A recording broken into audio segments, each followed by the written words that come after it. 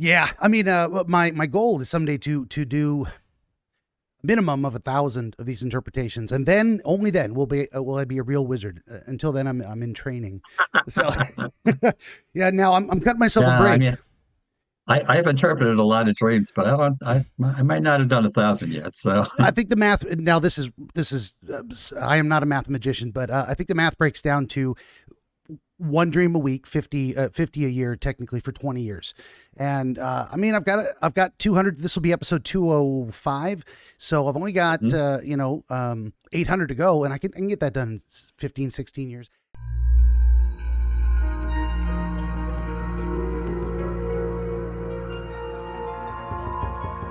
Greetings, friends, and welcome back to another episode of Dreamscapes. Today, we have our friend Era Tremblay out of Florida. He is a psychologist, or specifically psychotherapist, specializing in hypnotherapy, who also does a lot of work with patients regarding their dreams. So this is a perfect fit. We get to stump the wizard today with a real professional. His book is Dreaming God's Way, and I'm going to need to look up a link, and it will be in the bio, so I can't refer you to that specifically at the moment. For my part, would you kindly like, share, and subscribe? Tell your friends. Always need more volunteer dreamers. I do video game streams most days, Monday through Friday, 5 p.m. to 8 p.m. Pacific. This episode brought to you in part by ABC Book 18. Yes, I now have 18 currently available works of historical dream literature. This one is Oniro Chronologia, Volume 4. Prima Reliquorum, the first of what remains. It collects three entire books that were shorter, but I put them into one volume for you, so it's about 350-ish pages. I keep the price really low. I think it's like 13, 14 bucks, something like that. It's a hell of a deal. I get like $1 from each book. I just want them out there. I'm not looking to get rich quick. Of course, I'd like to sell 1,000 books a day, but we're getting there. Of course, you can find all this and more at BenjaminTheDreamWizard.com, including downloadable or live streamable versions of this MP3 audio only versions of this very podcast. So you may take the wizard with you wherever you wander, with or without Wi-Fi. And last but not least, if you'd head on over to BenjaminTheDreamWizard.locals.com, building a community there. It's free to join, attached to my Rumble account. And that is enough out of me. Let's get back to Era. Thank you for being here. I appreciate your time. Thanks so much for having me. I really appreciate it. Good deal. Well, there's so many different ways. I was talking, we always do, behind the scenes, a little pre-recording chat just to establish a comfort level and, lay down a few of the disclaimers and whatnot. And we were talking about books. And actually, I had a moment where I thought I should flash up my other book on the screen, and maybe I'll get it and put it here. But it is ABC Book 2. It is called The Mystery of Dreams. And it is my edited and reformatted version of a preacher's sermon from the 1600s about how to discern divine dreams from delusions sent by the devil. Mhm. And that is a very Fascinating. Yeah. explicitly Christian perspective. And that and just Yes. just as an entree into talking about your book, what I usually bring to this experience is trying to understand where the person's coming from, because in my estimation, and you can feel free to confirm or deny, that people's dreams are highly personal and the symbology is highly personal. So if you have an explicitly Mhm. Christian framework for the way you think about the world, that's going to show up in your dreams. And I'll just leave it there and let you jump in. That's enough out of me. Yeah, no, what you said is absolutely right. It's one of the biggest misconceptions that surround dream interpretation, which is that the same symbol means the same thing for everybody, Hmm. and people really believe that. And you know as well as I do that there are probably thousands of dream books out there that take that approach. Oh, Hmm. if you dream about this, if you dream about water, it means spirituality, or it means this, or it means that you have to get up and go to the bathroom, or whatever it is. Um, so that's one of the biggest mistakes people make. Dreams are, you're absolutely right. They are intensely personal, which is why they are such good tools for helping people in psychotherapy with who are trying to work out problems or trying to find new ways of thinking about things, because they are so intensely personal. So you are dead on target with that. I agree with you 100%. And so does Carl Jung, who is one of the greats of all time in dream Oh yeah. interpretation. So yeah, absolutely. And yeah, you mentioned frame of reference. So I'm coming from a Christian frame of reference in my book, as you might tip off by Dreaming God's Way. Um, but it's interesting, but you don't have to be a Christian to be able to interpret your dreams, because you just have to know what something means to you, what a symbol means to you. So to somebody like me, if you show me a cross, it means Jesus. But if you show somebody else a cross, it could mean a crossroads, or so it might indicate that, or it could be the Red Cross, or it could be something that doesn't even have the word cross in it. It could be a T. So again, it's intensely personal, and without knowing, how. That's why I always say that the best interpreter of a dream is the dreamer himself or Mhm. herself. Um, and so that's where I'm coming from, with this book. Absolutely, yeah, and a lot of the so in as I said, I have 18 of these published works, and none of them are original works from. I'm getting around to that. Sometime in the next 20 Mhm. years, I'll put out a book that's actually my own words. I plan to do a whole series called "A Wizard's Guide to," and it'll be kind of like X for Dummies or an Idiot's Guide to Windows or that kind of Yeah, thing. I like it. Yeah, Like yeah. it. Well, Good. the first one I'm going to start with is A Wizard's Guide to Aesop's Fables, because I think that needs to be discussed more. Like, where do we get? What does it mean to say, "Oh, that's just sour grapes"? Well, that comes from somewhere, and it means something very specific. And a lot of people have heard it, and they Yes. kind of get it, but like to Mhm. show the psychological and human realm. I'm going off on a tangent, so I'm going to bring it back.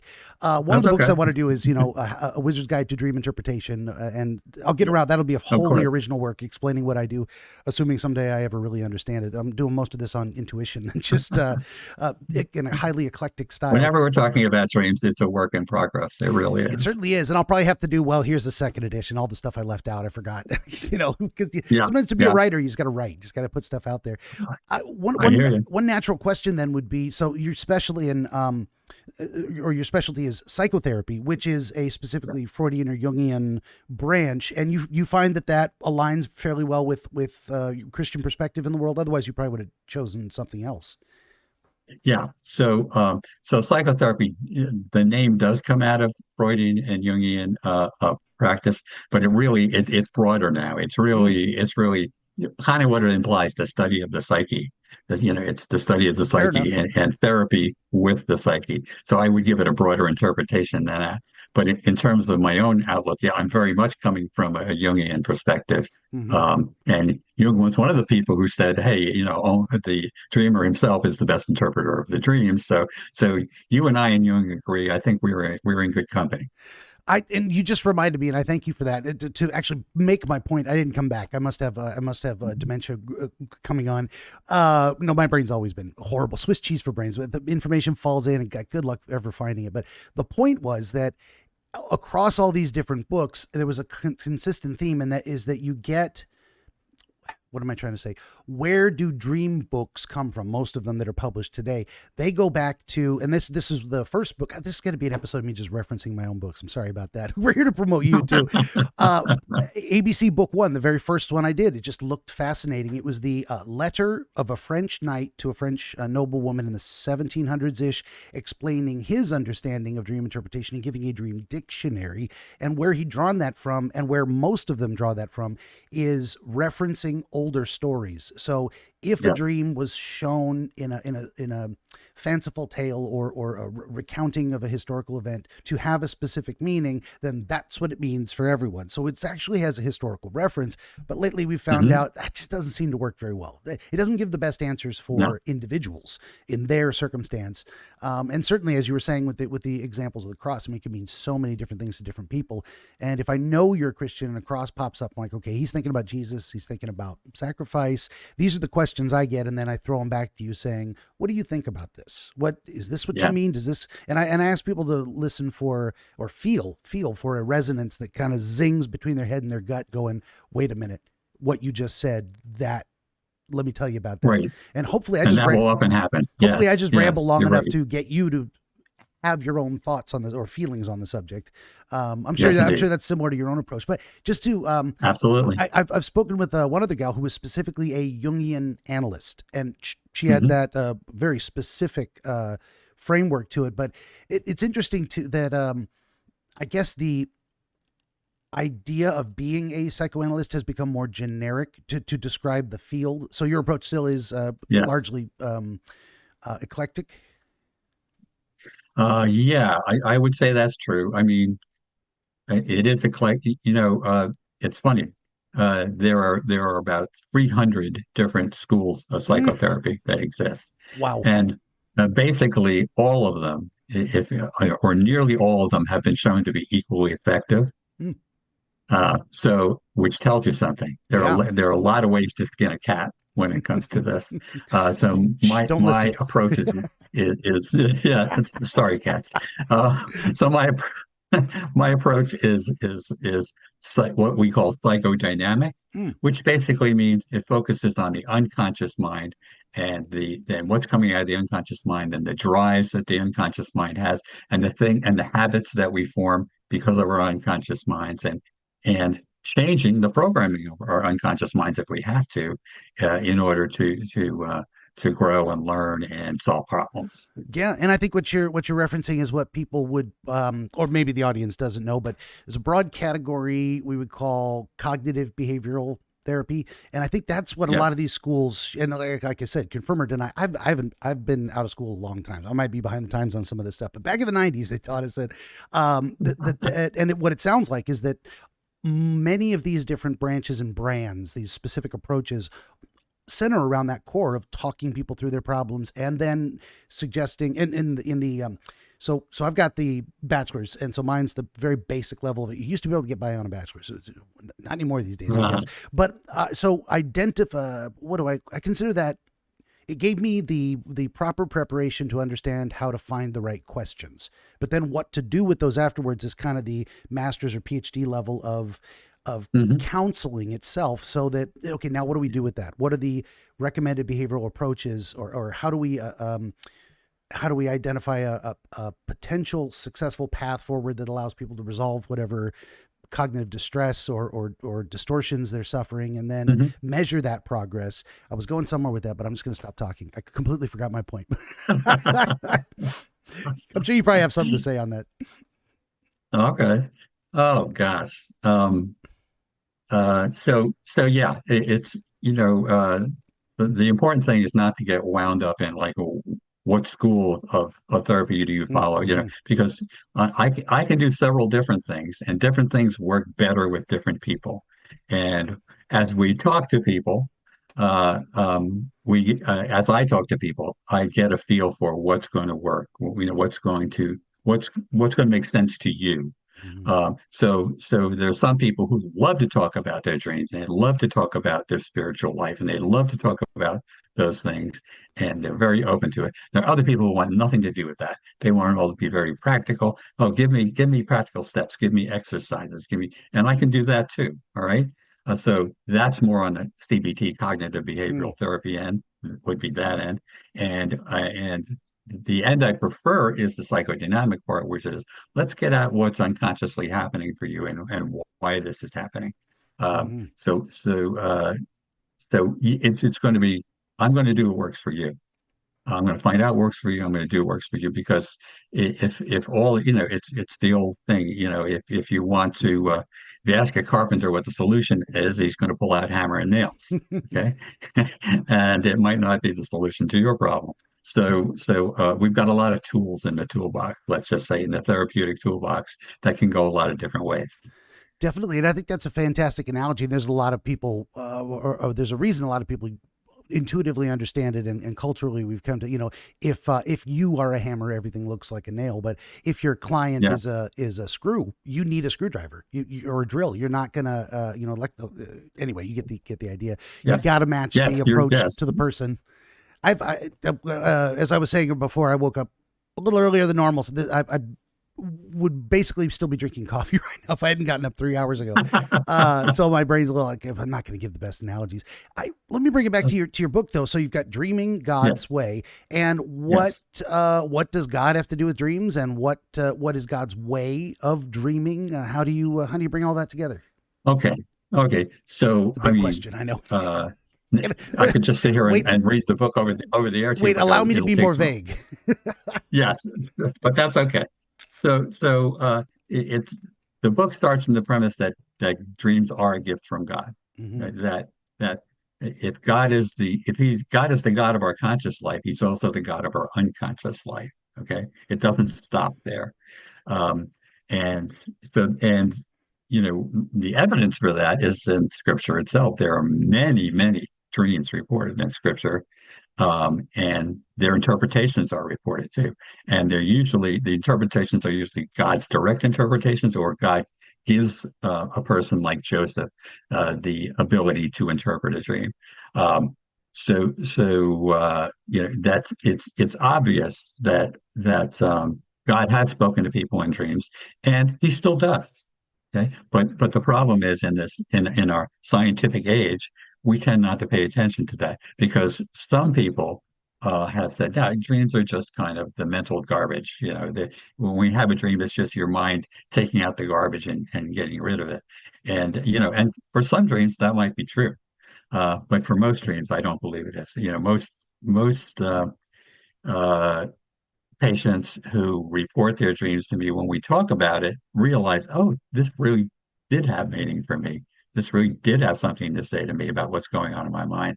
Um, but the whole idea is to be first to be open to that idea, and then to pursue it, in terms of, okay, so where does this go? And so it's dreaming God's way because it's a biblical approach. Because the if you look at the way God Himself interprets dreams, it's all about symbols. Hmm. It's all about symbols. And if you look at the way Jung interprets dreams, it's all about symbols. Okay, so it's all about symbols, and symbols don't, again, symbols don't always mean the same thing as we were talking about before.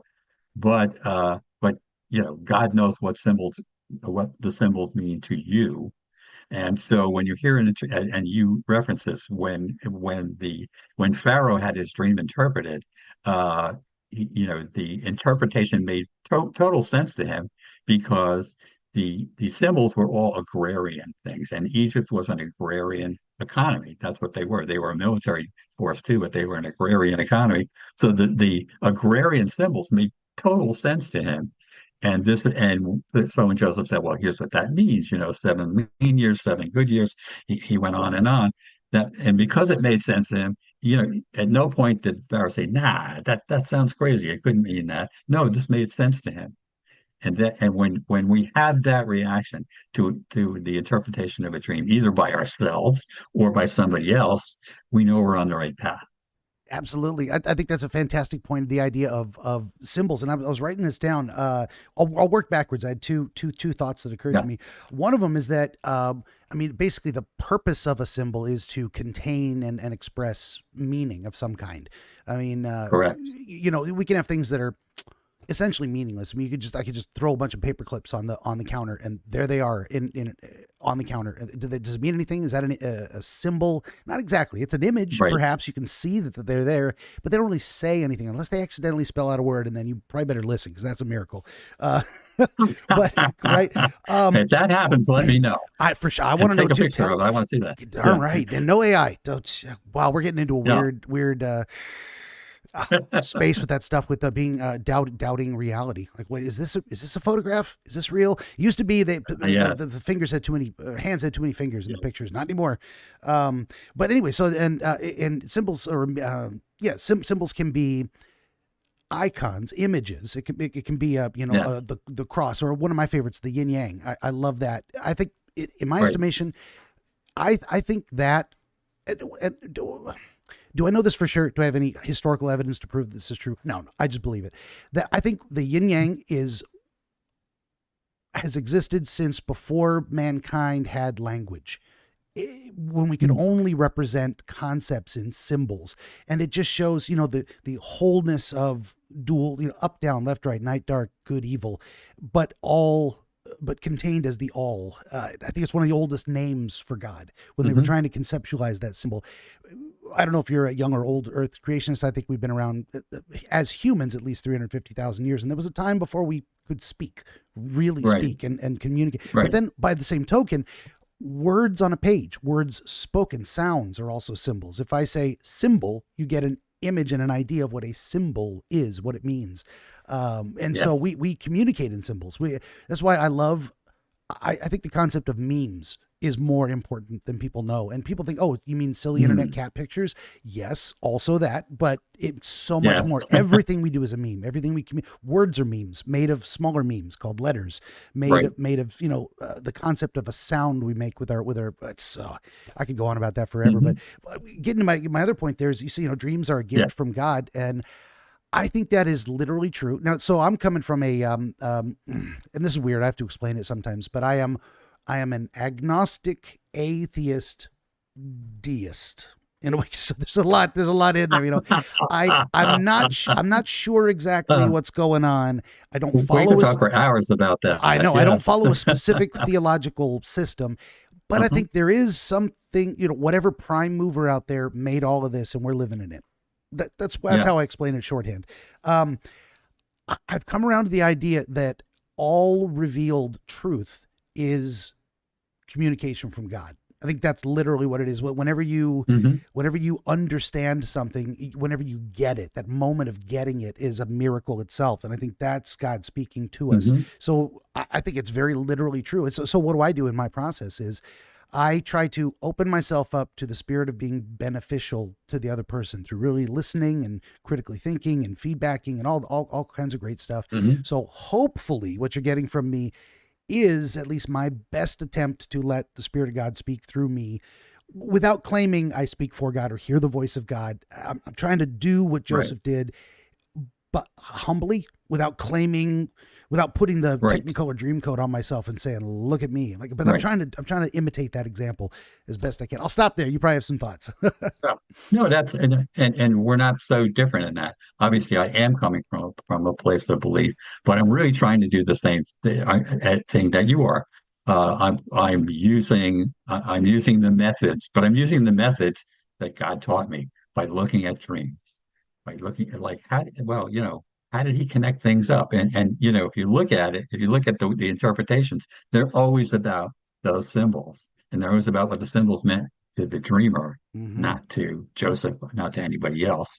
And so that's what we're trying to do with dream interpretation. And it's interesting that Jung of all people should say, only the dreamer is the best interpreter of dreams because Jung interpreted so many dreams. All Right? right. So he said that, but on the other side, he's interpreting many dreams. So there's that kind of duality that kind of trips us up. If we think about it, it's like, wait a minute, you're not the dreamer. How do you know? Yeah, and that's Exactly. and that's why I don't know what your method is, but that's why my method is I ask a lot of questions. Okay. Mm-hmm. Now a lot of times if these are people who are in therapy with me, so I'll know what certain things mean to them or I'll have a feeling for it. But other times, especially if they're new to therapy or, I don't know them that well, I'll have to ask, well, what does that suggest to you? What does Mm-hmm. that symbol of the cross suggest to you? What does this suggest to you? Or what meaning does that have? Or, if a lot of times they'll bring up a name. I'll say, is that somebody in your real life or somebody or just a name that came in the dream? Mm-hmm. And if so, what does that name mean to you? Are there associations? Are there people, this wasn't that person, but could they be that person? Do they have aspects of that person? There are a lot of questions that can be asked. And that's why, we're not going to do it in 10 minutes with a dream interpretation book. It's true. It's very true. It's I, it's, it's I just not going to happen. I actually had an episode years ago when I was testing out the water. So I'm on YouTube, I'm on Rumble and whatnot. I have a bunch of different social media, and so to go along with the ABC books, I had a series of videos on my channel, which was the ABCs of dream interpretation, where I started, what are my influences? What do I mean by I'm a wizard? That kind of thing. For me, it's the archetypal Jungian with Gandalf, Socrates. I mean, truly the wise old Right. man. I'm trying to become that. It's aspirational more Yes. than claiming a grandiosity. But one thing I say to people is the answers are not in me, and that humility's got to be there too. I mean, I'm putting myself forward as offering. I describe it as I'm the guy you invite me into your head to stand behind your shoulder with a flashlight and look around, going, "Do you see what I see? What if we look at it from over here?" Mm. And I think that's Uh-huh. 90% of psychology too. But I like that. you I come like that. That's a good metaphor. Well, Yeah. thank you. Yeah, and then coming from that perspective is also reminding me to remain humble. It's like I'm not telling you what your dreams mean. I can't. I can help you discover it if I have the proper inspiration, which is hit and miss Hmm. sometimes. We don't always bring our best selves to everything because we just can't. Maybe we're tired or woke up too Yeah. early. But Well, speaking of that though, life intrudes. no, Yes. it's true. Mm. So, speaking of that, so I want to respect your time limit. I know you got to get out of here soon, and I want to do a demonstration of my style of dream interpretation. Are you Okay. ready to switch over? Yes, certainly. Okay. Certainly. So the way Yeah. this works, I mean, basically, as far as I can understand my process, I'm gonna number one, shut up and listen. Our friend Era's gonna tell me about his dream, like a narrative, and then we're gonna talk about it and see if we can construct a Okay. meaning collaboratively. All right. So I am ready when you are. Benjamin the Dream Wizard wants to help you pierce the veil of night and shine the light of understanding upon the mystery of dreams. Every episode of his Dreamscapes program features real dreamers gifted with rare insight into their nocturnal visions. New Dreamscapes episodes appear every week on YouTube, Rumble, Odyssey, and other video hosting platforms, as well as free audiobooks exploring the psychological principles which inform our dream experience, and much, much more.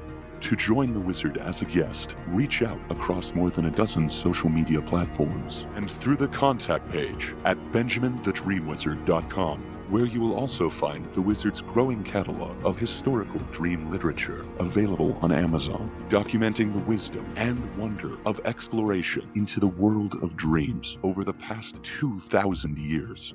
That's Benjamin the Dream Wizard on YouTube and at benjaminthedreamwizard.com.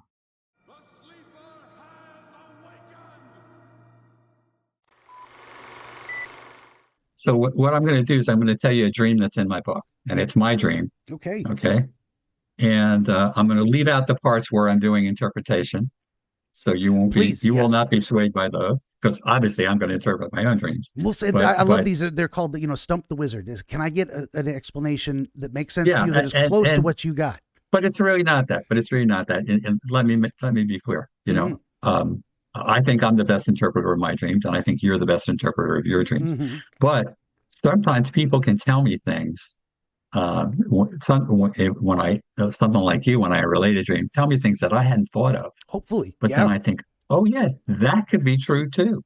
Mm-hmm. That also could And be in a true. way that doesn't And negate dreams, anything else. It's just another layer of no, understanding. Yeah.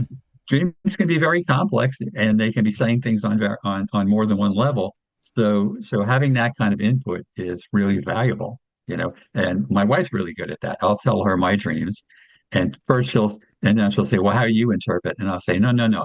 You tell me what you think Don't let me first, taint and or then I'll poison the well or anything. Yeah, yeah. yes, then I'll tell you. Yeah, yeah. So yeah, you know what I'm talking about. For You sure, really do. for sure. All right.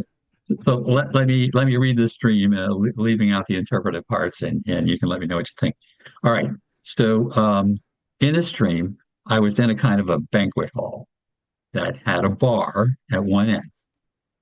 I immediately realized that I was dreaming. So this is a lucid dream. I know I'm dreaming. Okay. And I started to head towards the exit when I realized that since I was in a dream, I could simply walk through the walls to get outside. Um, I had seen long ago in an episode of the television version of Superman when the Man of Steel actually did walk through walls using his super concentration without breaking through them. So I did likewise.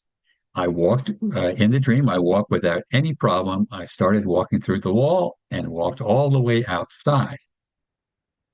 Once outside, I decided I'm going to walk back through the walls to get inside again to that banquet hall. So I found myself walking through the walls at will. But at one point, I was stopped by something inside the wall, not being able to go any further. This was the point where doubt arose in my mind about my ability to walk through solid walls. Perhaps there was a bit of an incursion by my unconscious mind telling me that it was impossible to walk through walls. I thought of all these things, but then I thought for a moment and a solution occurred to me. I simply stepped around the obstacle that was in front of me and moved right on into the interior of the banquet hall. I felt very relieved, very capable, and I woke up. Okay.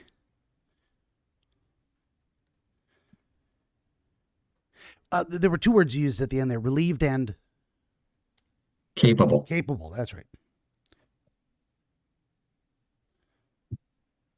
Fantastic. And that's how you do it. I tell people, as the dreamer, you can't do this wrong. All the pressure's on me to make an entertaining episode, to host the show, to give you something useful. But that is, it's always fantastic when people have a relatively succinct narrative. Here's what happened. Here's where it took place. Here's the sequence of events. Yes. And here's where it ended. And we go from there. So we've got, okay. I adjust my approach to the time limit. And, if we had longer, I would dwell longer and expand more on different things. And I have done that in the past. When we've got a little bit shorter time, I try to cut to the chase more. And so it ends up feeling a bit rushed, but hopefully we get to some of the same places. So we've got the set and setting of a banquet hall. There's a bar at the end. So if we were to just do this real quickly, I mean, does a banquet hall stand out to you as meaning anything in particular? What kind of a place is it? What happens there? That kind of thing. Ooh, a banquet hall, so from my own experience, I've done a lot of public speaking in banquet halls. Okay. Mm-hmm. I don't do as much as I used to, but I still do it. And it was that kind of place. I didn't mention you in my book, but I should mention to you, there was nobody else in the hall, just me. Okay. Empty banquet hall. That's interesting. Okay, so this is where I adjust my method. So that says to me, or the inspiration I get from considering your understanding of that idea is you're typically in a place where you would perform for others, but there's no one there. You are performing for no one but yourself. This is a message to yourself. Right. Is how I would see that. Does the bar being at the end mean anything to you specifically? The idea of a bar being there, or I guess what I'm asking is, if we try and tease out the meaning, do you have a special relationship with alcohol? Have you tried to quit? Is it something you make sure you don't do before you speak? Is it just a typical feature of the banquet hall that identifies I'm in the right place? Okay, so yeah, it's a typical feature. Yeah, I don't have any strong alcohol associations. I don't have any alcoholics in the family. None of that stuff going on. So, but that's a great question. Well, thank you. That's a question I would ask if somebody told me this dream. Well, because it wasn't a corral where you would drop off kids to while you go shopping. It was very specifically a bar. So, but it just says, okay, yeah. I've been in. This is the kind of place I've been in before. This is a typical feature. I probably could have asked, did it have a stage or raised dais? Did it have tables and chairs arranged just so? But I don't. So the setting, I think that's, in my estimation, it would be a message to self versus you're performing for yourself. You're not considering how others see you. You're considering how you see yourself. Is what I would get out of that. Good. If that works for you. And here's where it gets a little tricky too. This lucid idea. Now, I have ABC Book 6, Studies in Dreams by Mrs. Mary Arnold Forster, is one of the earliest works I can find that discusses lucid dreaming. She talks about her own experience as a lucid dreamer before the term existed. So this was way before that. I have two thoughts on that subject. One is, it may be an absolutely real phenomenon, and probably is, where you can be semi-conscious in dreams, because we can have daydreams. We can be semi-conscious and still be surprised by our own imagination. So there's nothing impossible about lucid dreaming. Yeah. However, we're in an impossible situation in what we would say differential diagnosis. How do you know you weren't just having the dream experience, that you were conscious in a dream, but even that was part of the dream? No one knows really. And it may not matter in this sense, but. And that's a great question, because for me, I don't have them often. I've had, a few in my life maybe, but what happens is, when I do have them though, the thought comes to my mind, hey, I'm dreaming. I can do anything I want. Hmm. I have just I can fly. I can go through walls. As we do here, I can do anything I want.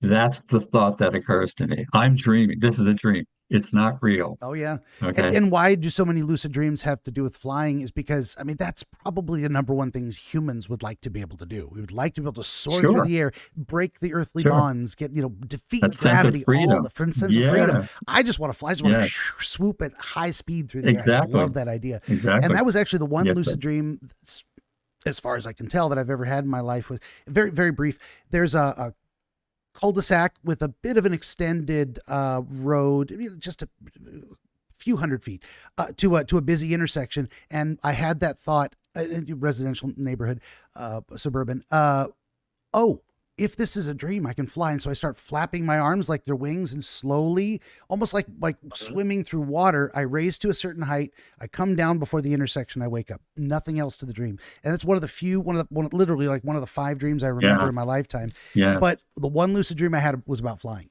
So, or at There you least go. I had the dream experience that I'm Yes. dreaming, which Yeah. honestly, Quite that's a common thought you can for those consider types in of your dreams. dreams. Yeah. Yeah, Yeah. exactly. So that one might be, so if we were to assign it a purpose for being in the dream, having that thought, it's, what am I trying to get around to? The idea that you have a realization of agency in a way. I can take action and Yes. modify the course of events. I can do impossible things. Sure. Okay.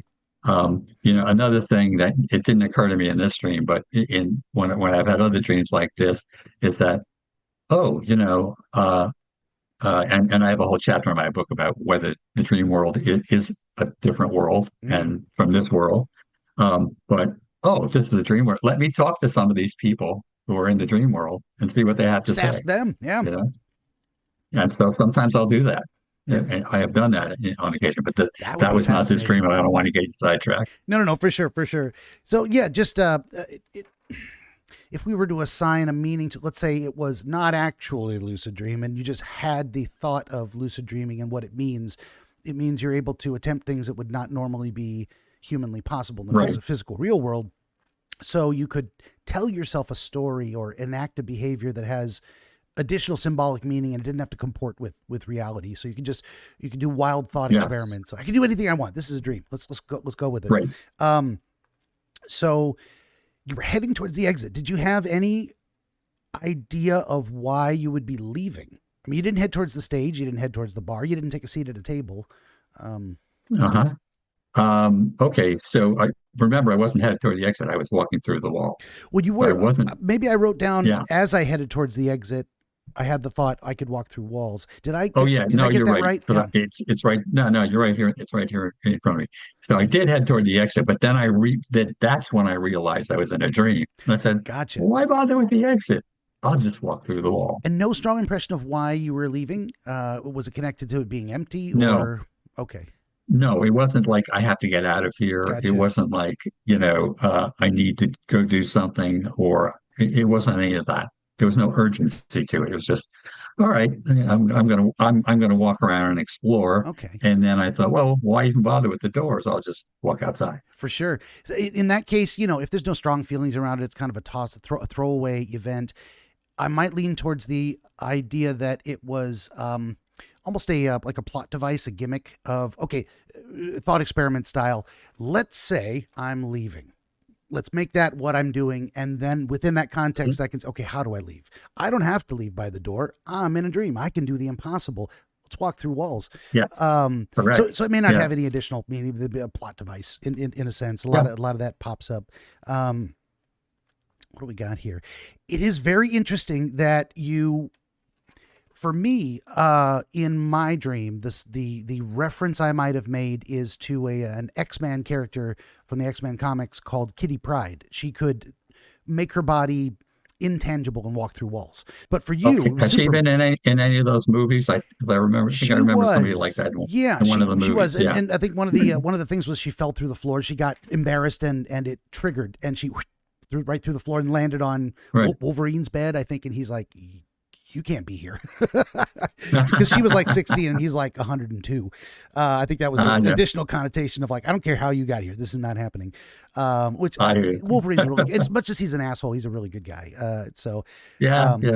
Anyway, but for you, the reference was Superman. And I would say maybe I have also a memory of Superman. He started out as just someone really strong who could leap tall buildings in a single bound, flying, laser eyes, invulnerability to bullets. That all came later. And also they kept adding new powers. And one of them was he could vibrate his body so rapidly that the molecules slid through solid objects.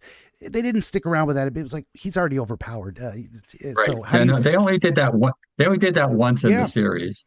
But it stuck with me. It really stuck with me. The problem with that, this is completely off topic, but when you're thinking of writing stories, and the problem with that is you introduce something like that, and then later you have to explain why he doesn't use it to solve other problems. You get a power creep, which is terrible. So there's a book for one or both of us to write right there. Oh, because sure. How many examples of that can we find? And it's really quite funny. And one of the things that I saw. I actually watched the Superman episode a little while ago, and it's one of the early episodes where he's Clark Kent, and his mother is making his suit out of the blanket he was wrapped in when he came from Krypton. Okay, and I thought, and the mother says, "Don't worry about this. Nothing can harm it. Nothing can tear it. Nothing can shred it." And I said, "Well, then how did you get the needle, into the suit to sew it all together? How did you do that?" Well, they answer that question. We could go on and on with that's what you saw me laughing before you even said it, because I know that they've had to do things like using his own hair from his head as sewing thread or something. Like they've explained that away because other people have had that thought. And I'm not a Superman historian, but so there's two layers possibly that occur to me in the Superman thing. And one is superhuman ability. Hey, what's the strongest icon in your mind? Superman. And also that ability to walk through walls. When you think of walking through walls, that's what popped into your head. But also he has been accused of being a goody two shoes, a Boy Scout. He's a little too good. He's a little too perfect, a little too virtuous. So he's also an icon for, in my understanding, approaching problems in a virtuous manner, like living up to that ideal in a way. So what you're doing is you're not destroying the wall. And that's specifically what you said too, is like not punching through the wall, which is a destructive act, but sliding through. And I think selecting Superman might have been part of that in terms of how you either do see yourself or aspire to be like someone who is virtuous and using abilities in a way that is not destructive, but still amazing. I think there's something in there about choosing Superman as the representation of that, where the ability comes from or the inspiration for it. And that may be a little bit of a side note, but I like to also show people of like how their self-concept, you could aspire to be worse things than Superman, even if it feels a bit vainglorious, but still wouldn't we all in terms of also being a good person, having with great power comes great responsibility. That's why all of our heroes are like powerful and they struggle with, how do I use this properly? How do I not abuse it? Superman could have become a tyrant, and in alternate versions, they go, well, let's look at what happened if he did. So, okay. Moving on from that though. And it's also interesting that you phrased it as an ability deployed through quote unquote super concentration. So there's probably also a part of yourself where it's like, well, my superpower in the real world is my mind, is my ability to concentrate and accomplish Absolutely things. Correct. Yes. That's part of what you got to. Well, you don't have to tell me. Well, hey, I'm a psychologist, of course. Right. It just fits. And that actually, I got that from considering who you are. And, if your skills were more musically inclined or something, maybe it was an internal metronome. We would go with that instead. Well, I'm a musician too, so we might actually do both. Right on, maybe that's in there. So you demonstrate the ability to do so to yourself. You're like, hey, let's do this. I successfully walked out. Well, just for kicks, let's walk back in and out.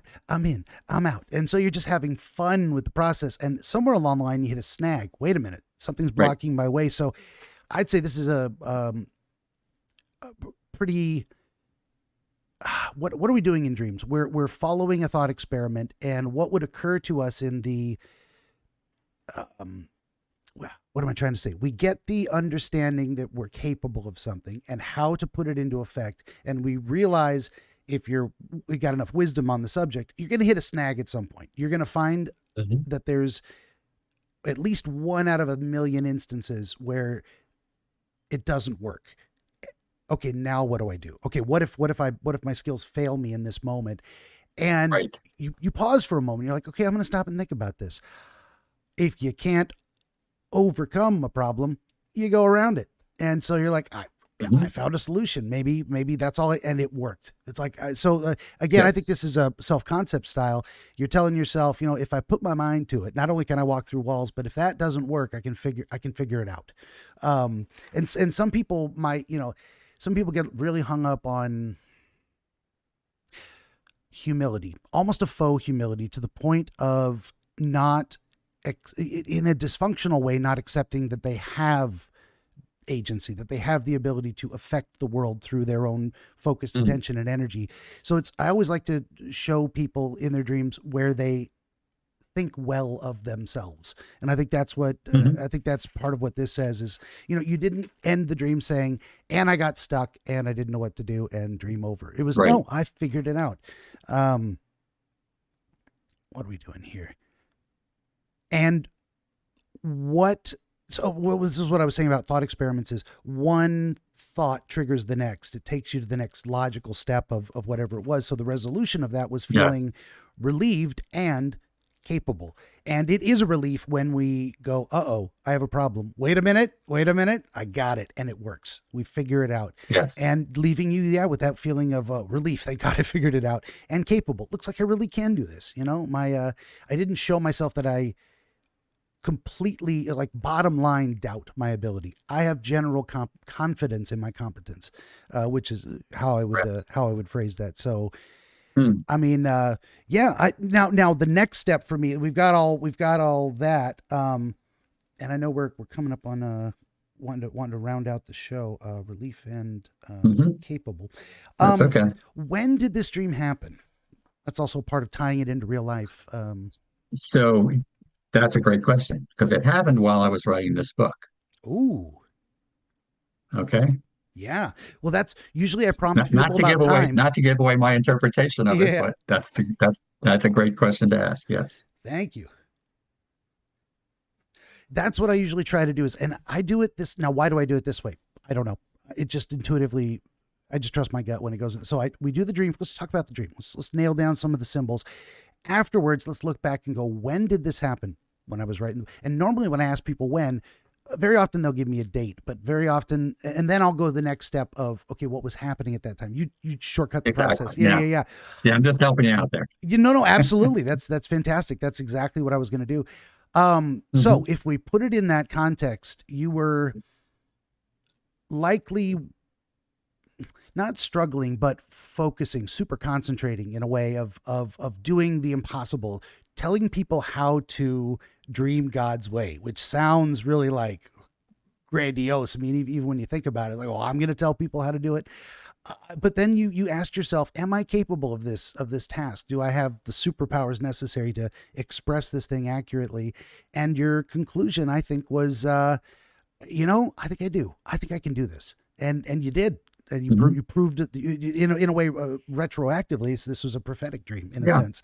And I want to stop there, and I want to have you tell me how close I got to your understanding, whether I added something new. It's my favorite part. So I think you're right. I think you understand what's going on. Which is the biggest compliment I could give you. Well, thank you. So, putting it in, if I were talking to this about somebody, well, this is, walls. What do walls mean to you? Well, to me, walls mean confinement. Okay. So at first, my ability to walk through walls, it was like, okay, the way I overcome this confinement, this intellectual confinement or this confinement on the road to getting to where I'm going is I just ignore it. Okay. And that works for a while. When I first walk through the walls, that, I concentrate and I get through it. But at some point, I hit some obstacle, some sticking point. Okay. And in this case, and it's all about, I didn't hit that point until I started doubting that I could do this. Oh, yeah, yeah. Okay. So it was the doubt that was the sticking point. The doubt that was the sticking point. And walking around the doubt was like, okay, well, there's doubts, there's always going to be some doubts, but I know where I'm going. And by the way, there are other ways to go than right through this obstacle. I'll just go around the obstacle. So it was kind of it was a childlike solution, but it was the right solution. So often the solutions we get from our unconscious mind are childlike, but they're right. They're like, oh, why didn't I think of that? I'll Yeah. just go around it. Okay. And so I didn't give any thought to, well, what was it there? Why couldn't I walk through that? No, that wasn't what I was worried about. I'm like, can I get by this? Yeah, I just step around it. And hey, I'm home free. I got it. So I think your sense of the dream is very good. And it's really, for me, it was about problem solving. Hmm. It was about problem solving and what to do and I had there were certain parts of the book I was having difficulty with, especially at the chapter on the dream world, which I think is what was going on. And That would have been a great question too if I thought of it. Yeah. and I Which chapter yes, were and you I working on? stopped. Yeah, I stopped. I was stopped because, you know, and you kind of alluded to this. The logical mind says, no, this can't be possible. Hmm. All right. But the unconscious mind says, hey, but it is. All things are possible in a dream. Okay. And how do I, um, how do I explain the coexistence of those two without sounding ridiculous? Okay. So it was quite challenging. But then I realized, no, I'll just step around this. I'll just say, no, here they are. They both exist. Hmm. I don't have to explain why they can both exist. You know, Let God explain that. They do. God created us. He created it this way. That's the way we're going. I'm just describing what I see. Um, so yeah, that's I thought I liked what you had to say about the way I view myself. And I like that you asked about how I felt relieved. I felt relieved and capable. Capable was really the key word there because Yeah. Yeah. for a while I felt incapable of going on with this, even though I knew what I wanted to do. I felt I was not capable because I couldn't find the way. I couldn't find the way in my mind. I couldn't find the way logically. I couldn't find the way, the way. I just couldn't find it. But then it was like, oh no, it's really simple. You leave that. I can't know everything. I'm going to leave that as an unanswered question. Hey, That's hey, an obstacle. I'm going to go around it. I'm going to keep going. the cat's distracting me. Sorry, he's clawing at my thigh. Like he wants me to throw his. I swear he's like a dog reincarnated in cat's body. He wants to play fetch. He will grab my hair tie and bring it back, and I'll throw it again. Oh yeah. Never had a cat like that before. I know he's not the first. But... No. Cats love to imitate dogs sometimes, just until you say, "Oh, you're going to do things for me like fetch," and then they just ignore you. Yeah, yeah, they will never sit on command. That's not happening. No, it's not going to happen. Who do you think you are? I will bite your hand. Get that finger out of my face. Exactly correct. Yes, and I think that's great too. Of like the simplicity of the solution too is sometimes the higher minded we get, we think the complicated solution is better, or it has to be complicated to be true. It could just be as simple as go around, keep it simple. Yeah. I think that's fantastic too. That simple resolution Yes. to that idea. So, well, if you think we got everything we can out of discussing the dream for now, we'll wrap up the show. Yes. Yes, I think so. And thank you. That's thanks for paying attention and paying attention to what's important, because that's really, if you're going to do what you do, since we both do the same thing, Yeah. it's important to do that. So that, as I said, that's really the highest compliment I can pay you. I really appreciate that. I mean, it's as much as I am. Let's see, how do I describe this? I generally am someone who I don't give a fuck what you think of me. That's fine. But in this context of you're a professional, you've been practicing this for you're in a sense, if I may self-aggrandize myself a little bit, a peer in a realm of a discipline, and to have someone say, I think you're doing okay. That means a lot. Yeah. I'm almost, Yeah. sometimes I get a little verklempt, and I'm like, don't applaud, just throw money. Kind of thing. I get very uncomfortable with compliments, so I'm trying to learn to accept them better and express my own appreciation for that. So It's okay. They'll listen. The insults will come, so you might as well take the compliments. That's too. true. No, thank you for that. Mhm. I'm going to try and remember that. Yes. That is true. Take what you can get. If someone's always punching you, the person who hugs you is very important. Absolutely. Yeah.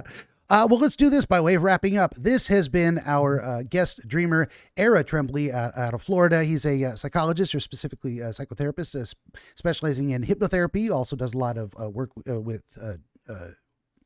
with patients on their dreams. His book is Dreaming God's Way. Link will be in the description below. Briefly, for my part, would you kindly like, share, and subscribe? Always need more volunteer dreamers. I do video game streams Monday through Friday, 5 p.m. to 8 p.m. Pacific, most days of the week. This episode brought to you by ABC Book 18, Oneirochronologia, Volume 4, Prima Reliquarum, The First of What Remains. You can find all this and more at BenjaminTheDreamWizard.com, of course. And if you'd head on over to BenjaminTheDreamWizard.locals.com, it's free to join, attached to my Rumble account. I'd love to have you there. And one of the great places to reach out to me if you want to be a guest. Once again, Era, thank you for being here, and thank you for your kind words. Thank you so much for having me. It was really enjoyable. And everybody out there, thank you for listening. I hope we see you next time.